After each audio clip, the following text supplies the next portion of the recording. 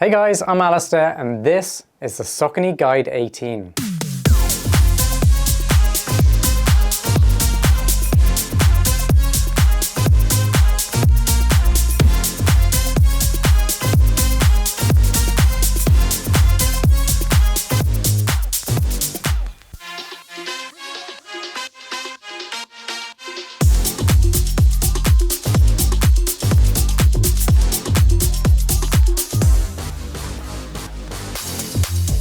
So the Saucony Guide 18 then is really a daily trainer with a little element of natural guided support. What do I mean by that? Well, it's not a heavy-handed stability shoe. It does have really cool technology going into here that does give you extra stability, which is why people are absolutely going to love the Guide. And I have to say it's a really comfortable shoe that makes bagging easy mileage or daily training miles much easier. I'm going to start by going over some of the key specifications of the Guide 18 to give you a better understanding of it as I get into my performance review. First off then, they cost $140, which is very reasonable for a daily trainer nowadays. And I will let you know at the end of this review if I believe they're worth that price tag. They weigh 9.8 ounces or 279 grams for a size US men's 9. That's my pair. And they have a drop of 6 millimeters from heel to toe. That's 35 millimeters under the heel and 29 millimeters under the toe. The midsole is using Power Run foam, which isn't quite as springy and bouncy as some foams like Power Run Plus, for example, or some of the more modern foams out there from other brands. But it does actually have a Power Run Plus midsole or sock liner, whatever you want to call it. And that just gives the shoe a little bit more bounce and compression underfoot. So Saucony's been a little sneaky there, building in that extra technology and bounciness and compression or shock absorption into the sock liner or insole rather than actually into the midsole itself. And actually it works pretty well. The mesh is nice and soft. It's got a good amount of stretch in there, as you can see. And yeah, it's very breathable, very comfortable, nice padding around the collars and at the heel counter. And the lacing system is very traditional, which is what I like in shoes. I just want my lacing system to be able to allow me to get a nice secure fit very quickly without having any areas where it's too tight or too loose. And the Saucony Guide 18 does that really well. There's also enough room in the toe box, even though it's a medium width, there's a good amount of room in the toe box just to give your toes a little bit of extra wiggle room. And that really helps with proper biomechanics when you're running. When it comes to the stability technology in the shoe, it is using what Saucony is calling center path technology, which just means that it's got asymmetrical geometry to the shoe, and you've got the sidewalls here, which kind of go around your foot, cradle your foot to help with stability in the lateral. So that cradling just holds your foot in place much better than if you didn't have it.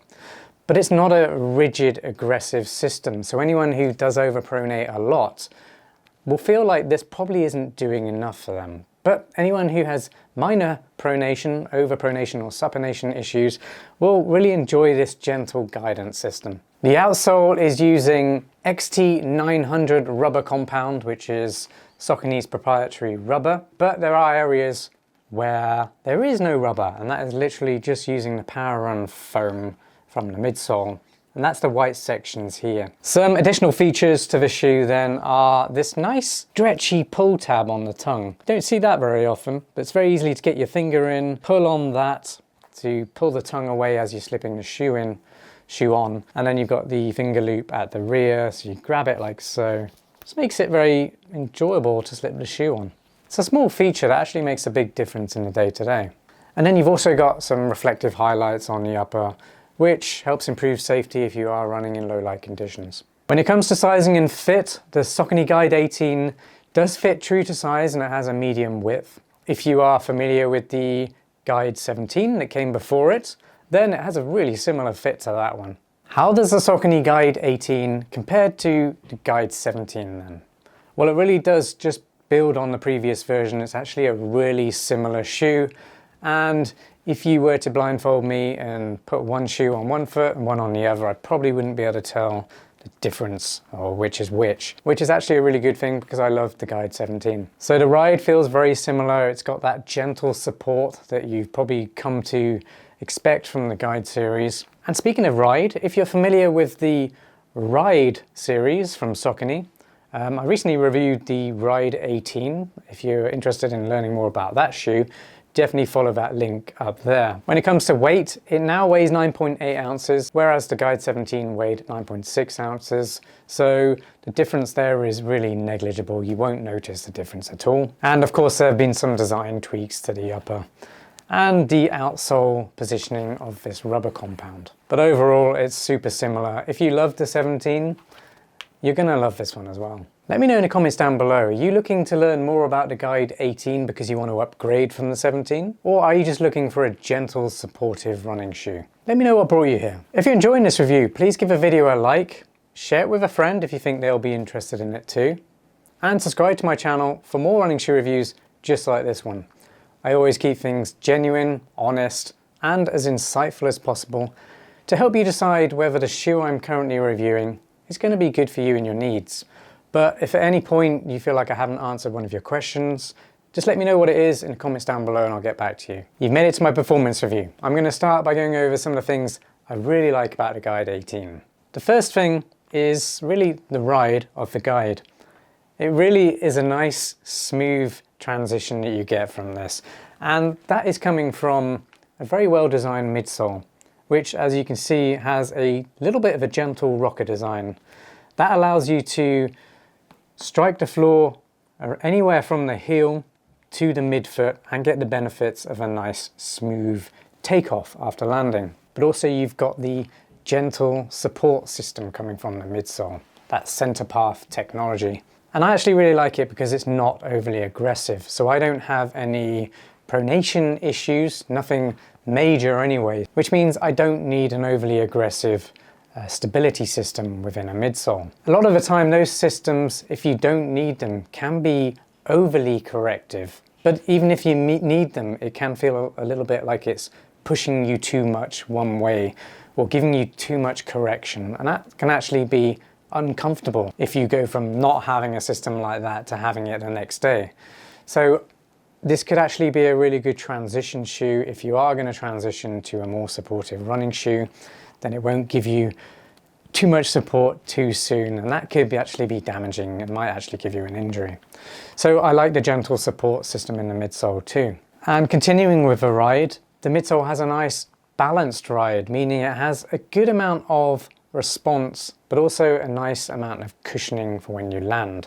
So you do get a little bit of shock absorption, but it's not that overly cushioned or too plush, whereas you don't get energy return back from your stride. So it's really a very balanced ride. There's nothing to speak of in terms of it's crazy responsive or it's crazy cushioned. It just sits right in the middle and gives you a nice, reliable ride. And then the next thing I really like are the practical design elements like the reflective highlights on the shoe to make it safer for running at night, but also the stretchy pull tab on the tongue and finger loop at the heel make it nice and easy to slip on every day. It's just super comfortable. They've put in a nice lot of padding around the collars and the heel canter and the tongue to make those daily miles feel that much easier and enjoyable. And that will help motivate you to go out and run the next day. That's really what you want from a daily trainer. And because the midsole is balanced, it is quite versatile. It does mean you can pick up the pace a little bit or sit back and just use this shoe as a slow running shoe just to get those nice recovery miles or just base mileage. Now, as I transition into some areas where the shoe could be improved, I'm going to stay on that point of the midsole being balanced. There are some downsides to that because if you are looking for a super fast or responsive midsole, then this shoe isn't going to be that one for you. It's not a speed training shoe because there's not enough response from the midsole foam. And it's not really a long distance training shoe for marathon training either because there's not a huge amount of cushioning or bounce back from the midsole. Some might find that a little bit flat in feeling, but actually as a daily trainer for just bagging standard miles, it's actually really good. The next area that definitely needs some improvement, again, this was the same problem on the 17, is this outsole. Everywhere where you see white is just midsole foam. So the traction is not going to be as good and the durability is going to be really bad in this section. So probably after 3 runs, you're going to start seeing a lot more wear than you would on a rubber compound in this foam area. Now what that means is you're probably going to get, on average, about 300 miles out of a pair of shoes like this. Whereas most good durable running shoes, you should be able to get at least 400 miles. That's kind of the average, that's a recommended amount of mileage you should be running in a shoe. So it definitely falls short in terms of durability, but traction in these areas where there is rubber compound, it's very proficient. Traction's good. I've been running in these in the wet and can confirm I didn't have any slips even when turning around corners. And that's because the smart positioning of a rubber compound. Now that durability does of course depend on your weight, but also your running style. So if you do shuffle your feet, or if you have pronation issues, which you probably do have subtle pronation issues, which is why you're looking at the guide, then you might get more wear in certain areas, maybe on the inside if you overpronate.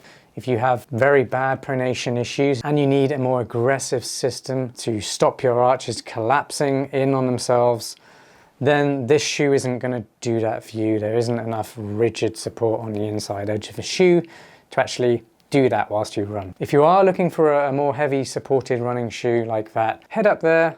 That will go to my best stability running shoes roundup on trailandkale.com. And I always keep that list updated as and when I review stability shoes that are good enough to make it onto that list. You've made it to my final verdict. Is it worth $140? Well, yes, it's definitely worth that price tag. You get some really nice gentle stability and support features in this shoe. Nothing too aggressive, so if you don't need all of those really heavy stability features from a traditional stability running shoe, then these are going to suit you really well. The balanced midsole makes it a really good shoe for most daily training runs. So if you're running up to 10K, anything like that, you want to pick up the pace a little bit, or maybe you want to sit back, go a little bit longer, go slower, just bag that base mileage for your training plan that you might be following, then the Guide is a great shoe because it will keep your form in check. Well, really hope you enjoyed this Saucony Guide 18 review. If you did, please give the video a like, share it with a friend, and subscribe to my channel for more running shoe reviews just like this one. Thanks again, and I'll see you next time. Peace.